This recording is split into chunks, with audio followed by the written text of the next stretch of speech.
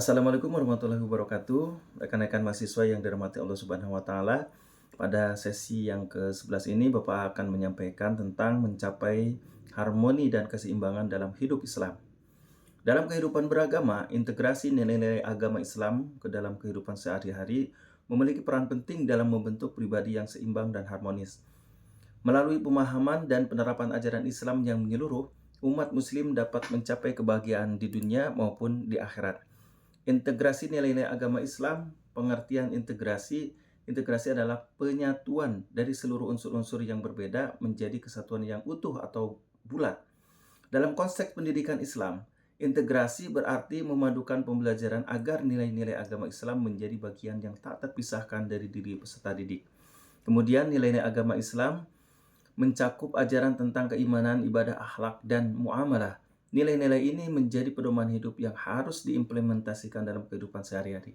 Manfaat integrasi: mengintegrasikan nilai-nilai agama Islam dalam kehidupan dapat meningkatkan moral, menciptakan lingkungan yang harmonis, dan menumbuh jiwa sosial yang kuat dalam masyarakat. Kemudian, integrasi etika dalam kehidupan sehari-hari dibagi 3 bagian, yaitu etika dan agama. Etika dan agama memiliki keterkaitan yang sangat erat. Agama memberikan pedoman moral yang bersumber dari wahyu, sedangkan etika mengajarkan nilai baik dan buruk berdasarkan akal dan hati nurani. Pentingnya etika. Etika merupakan yang sangat penting dalam kehidupan sehari-hari. Kehidupan manusia sebagai makhluk sosial, etika mengatur interaksi dan hubungan antara manusia agar tercipta keharmonisan dalam masyarakat. Integrasi etika Islam dalam Islam, etika yang bersumber dari ajaran agama harus diintegrasikan dalam kehidupan sehari-hari. Hal ini akan membentuk pribadi yang berakhlak mulia dan berkontribusi positif bagi lingkungannya. Integrasi menghadapi tantangan kontemporer. Yang pertama, definisi kontemporer. Kontemporer berarti sesuatu yang terjadi pada masa kini atau modern. Dalam konteks Islam, pemikiran Islam kontemporer berusaha memberikan jawaban terhadap permasalahan-permasalahan yang dihadapi umat muslim di era modern ini. Kemudian, yang kedua, isu-isu kontemporer. Isu-isu kontemporer yang dihadapi umat muslim mencakup demokrasi, hak asasi manusia, kesetaraan gender, pluralisme, sains, dan teknologi, serta persoalan-persoalan aktual lainnya. Yang ketiga, strategi menghadapi tantangan. Untuk menghadapi tantangan kontemporer, diperlukan strategi seperti memperkuat pendidikan agama, mengintegrasikan pendidikan Islam dengan pendidikan umum, serta memanfaatkan teknologi dan media dalam pembelajaran. Menciptakan harmoni dalam kebudayaan dan masyarakat Islam. Yang pertama, pengertian harmoni itu adalah keselarasan, keseimbangan, atau keserasian antara elemen-elemen yang berbeda dalam suatu masyarakat. Kemudian yang kedua, pentingnya harmoni.